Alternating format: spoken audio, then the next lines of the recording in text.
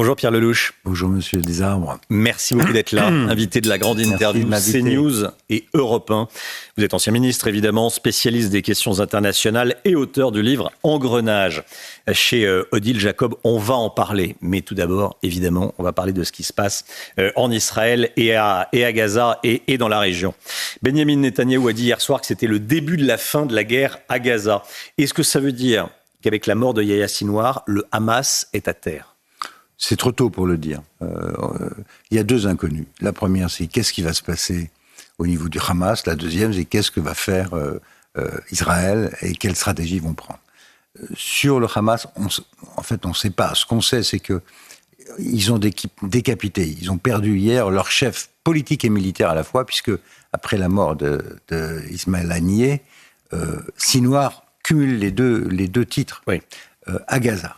Alors, qu'est-ce qui reste ? Il reste son frère sur place, qui était son adjoint, qui est aussi extrémiste que lui, et il reste deux personnes à Qatar. L'un, c'est Khaled Meishal, qui dirigeait le Hamas jusqu'en 2017, et il reste le numéro 2 de Sinwar, qui est aussi à Qatar.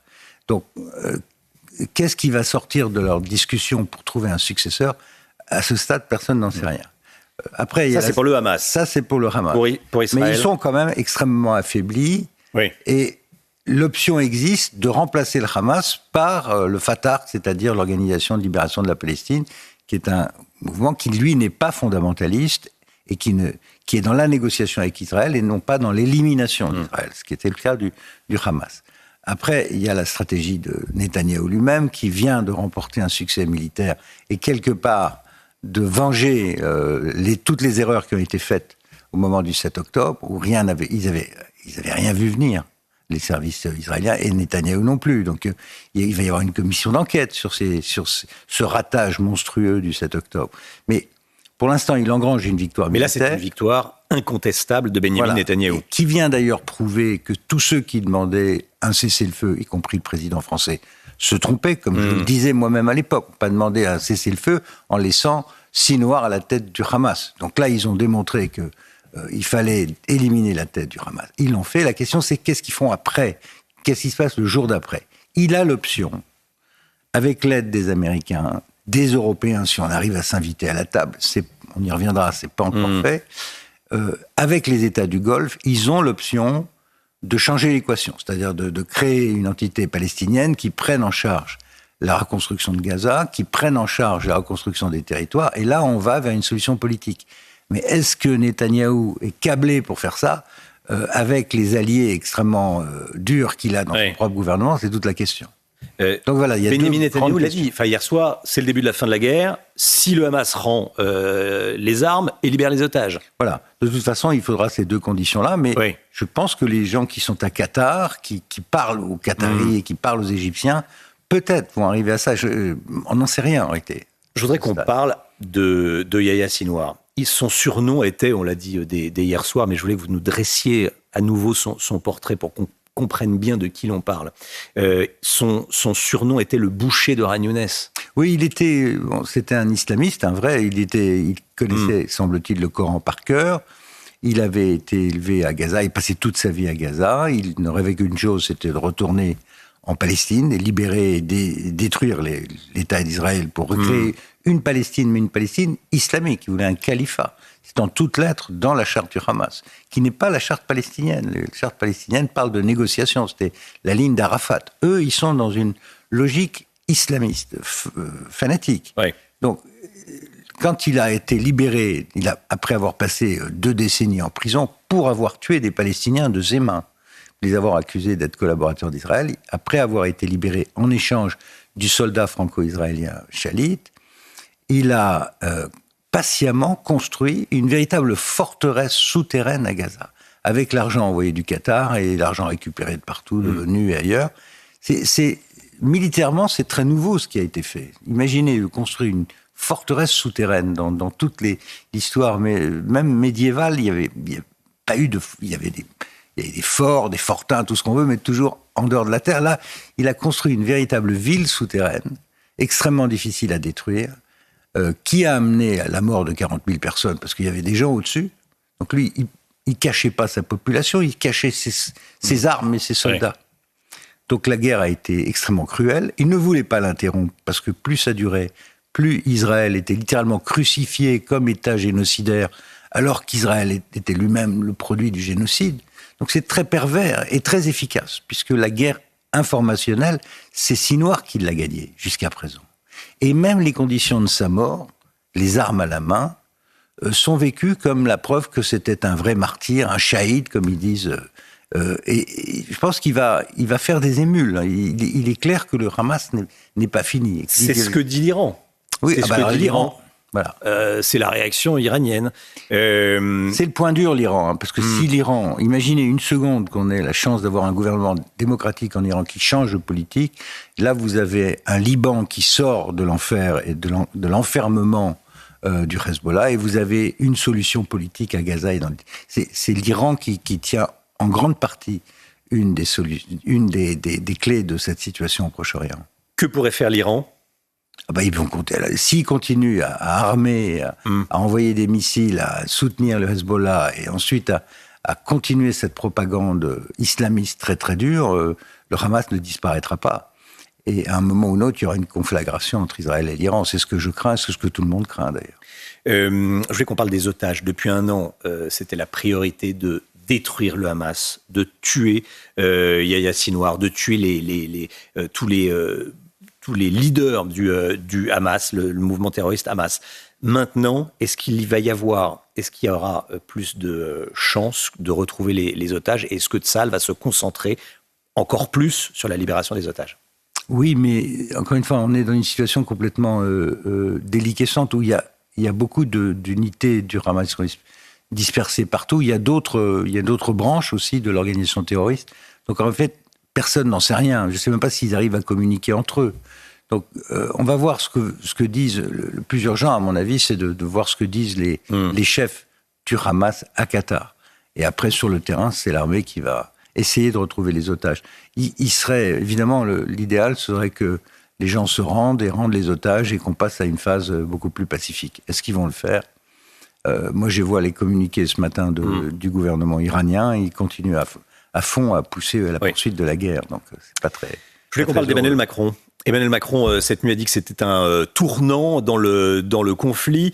Il a par ailleurs, il est revenu également sur ce qu'il aurait dit, même s'il le dément en Conseil des ministres, ce message adressé à Benyamin Netanyahou, comme quoi Israël a été créé en 1947 par l'ONU. Comment est-ce que vous analysez, comment est-ce que vous décryptez, quel est votre commentaire sur l'attitude d'Emmanuel Macron ? Je vous avoue, comme beaucoup, j'y comprends plus rien, parce qu'il a commencé il y a un an en embrassant Bibi Netanyahou, en lui promettant de recréer une alliance internationale contre le Hamas. Ensuite, il a évolué de façon de plus en plus dure contre Netanyahou, en l'appelant à faire des cessez-le-feu à Gaza, au Liban, en se posant comme un opposant à la livraison d'armes. Et puis avec cette phrase définitive l'autre jour sur le thème il devrait se souvenir que Israël a été créé par une résolution de l'ONU, sous-entendu un acte notarié peut être repris et ça peut être la fin d'Israël. Donc là, il s'est peut-être rendu compte que c'était allé trop loin. Il dit, j'ai jamais dit ça, je dément. Voilà. Il dit, il n'y a pas d'ambiguïté. La France n'a jamais fait défaut à l'État d'Israël. C'est ce qu'a dit Emmanuel Macron cette nuit. Enfin, c'est quand même pathétique de voir ça, quoi. Le président de la République est pathétique. Je trouve que c'est pathétique pour l'image de la France. Ou bien c'était faux depuis le début. Dans ce cas-là, il fallait faire un démenti tout de suite.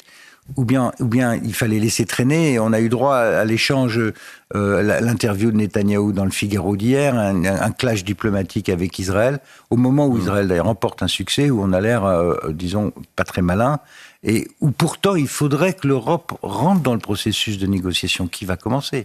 Pour les Américains, pour Biden et Kamala Harris, la nouvelle d'hier était une très bonne nouvelle, parce qu'ils ne contrôlaient plus la situation. Là, il y a une chance de faire redémarrer un processus politique de paix, et il faut que l'Europe en fasse partie. Simplement, après les cafouillages successifs de M. Macron, je ne suis pas trop sûr qu'on soit malheureusement audible. J'espère qu'on le sera. Quel est le poids de la France aujourd'hui au Proche-Orient ? Est-ce que la voix de la France est toujours entendue ? Alors, elle est un peu au Liban, puisque avec les Américains, on a œuvré à trouver une solution politique. Mais pour l'instant, c'est les Américains qui mènent le jeu, à supposer qu'ils le mènent d'ailleurs, puisque Netanyahou fait en gros ce qu'il veut, en profitant du chaos de la campagne américaine. Pour Biden et Kamala Harris, ça devenait délicat d'ailleurs, puisque eux, ils sont coincés entre la pression des pro-Israël d'un côté, et puis la pression des voix arabes, notamment dans le Michigan, qui peuvent décider de la campagne, de l'issue de la campagne. Ouais. Donc Biden, il avait besoin de ça, et hier, il s'est réjoui en disant que c'était une bonne nouvelle, etc. Après, il faut voir dans les jours qui viennent ce qui va se passer. Souhaitons que l'option politique puisse redémarrer le plus vite possible. L'élection présidentielle, le 5 novembre, américaine, le 5 novembre, 2 candidats. C'est Donald Trump qui affiche le soutien le plus clair à Israël. Qu'est-ce qui se passera si Kamala Harris est élue ? En gros, la même chose que Biden, je dirais. Elle est très peu expérimentée sur les questions internationales. Je connais bien son conseiller, qui est d'ailleurs francophone et francophile, Phil Gordon.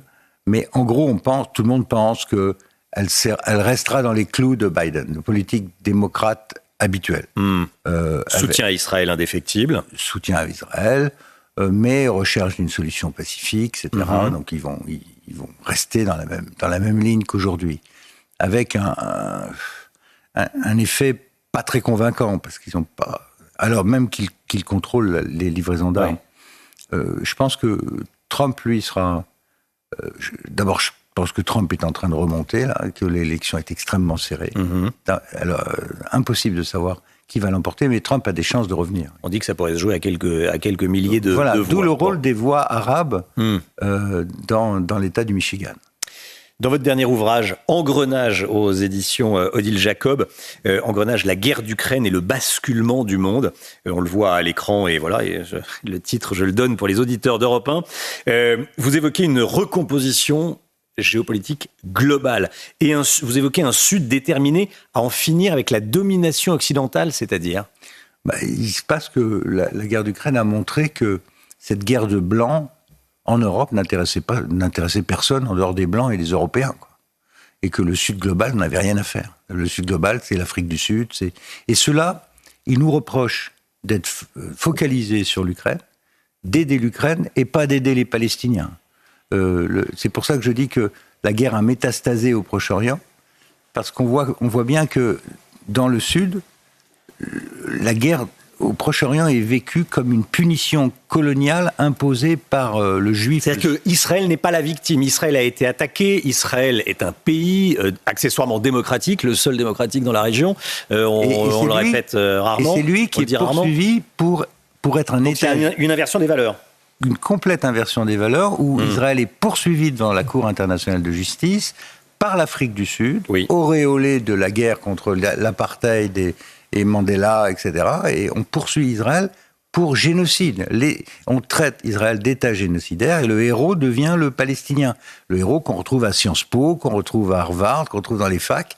Celui qui représente la lutte de la libération du Sud contre la domination impérialiste occidentale, c'est le Palestinien. Donc on est rentré dans un phénomène d'inversion incroyable, avec en face de nous, ça c'est une des conséquences de cette guerre par procuration entre l'OTAN et la Russie.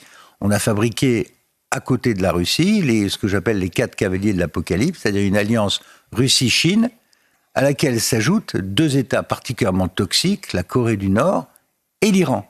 Et on retrouve les mêmes dans les 2 conflits en même temps. C'est-à-dire que les Iraniens vendent des missiles aux Russes qui tapent ensuite les Ukrainiens. On voit des Américains qui abattent des missiles iraniens au-dessus d'Israël, comme ils aident les Ukrainiens à descendre les missiles russes. Donc, vous voyez, les 2 conflits se sont imbriqués, et c'est une très mauvaise nouvelle pour l'Europe, parce que ça devient le même théâtre stratégique. Si je vous suis, vous nous prédisez des temps compliqués, des temps durs pour l'Occident, pour le monde occidental. Clairement, on est rentré dans un cycle de violence et de guerre. C'est l'inverse d'il y a 30 ans. Il y a 30 ans, au moment de la dissolution du pacte de Varsovie, de l'Union soviétique, c'était la fin de l'histoire, l'espoir de décennies de paix. Et on voit qu'on a fini cette phase de l'après-guerre froide et qu'on rentre avec cette guerre directe au centre de l'Europe, plus les conflits qui s'accumulent au Proche-Orient et en Chine, autour de Taïwan. On est entré dans une phase beaucoup plus violente où la guerre devient une réalité un peu partout dans le monde. Il y a quelque chose comme 100 ou centaines de conflits, des centaines de millions de gens qui sont poussés dehors par la faim, par les conflits. Donc on rentre dans un monde très très chaotique qui va être un véritable test pour la survie de l'Union européenne telle que nous la connaissons aujourd'hui. Parce que la question, ça va être... Il y a deux questions qui vont se poser. La première, c'est qu'est-ce qui va se passer en Ukraine après la guerre ? Et l'après-guerre commence bientôt. En 2025, il y aura une solution politique. Et qui va s'occuper de la sécurité de l'Ukraine après la guerre ? Est-ce que c'est l'Amérique qui s'en va en Asie ? Ou est-ce que c'est les Européens ? Défi considérable pour les Européens. Et la deuxième chose, c'est comment est-ce qu'on gère la périphérie immédiate de l'Europe, c'est-à-dire l'Afrique, le Moyen-Orient, avec le défi démographique, le défi migratoire et le défi de la prolifération des armes de destruction massive. Donc on rentre dans un monde beaucoup plus chaotique qui va nous exiger de nous un retour au monde réel, celui de la puissance et de l'effort. Défi au sud et défi à l'est. Merci beaucoup Pierre Lellouche, c'était votre grande interview. Merci d'être venu ce matin sur CNews et sur Europe 1. Je rappelle le titre de votre livre, Engrenage, voilà, qui sort aux éditions, qui est sorti aux éditions Odile Jacob. Merci beaucoup. Bonne journée à vous.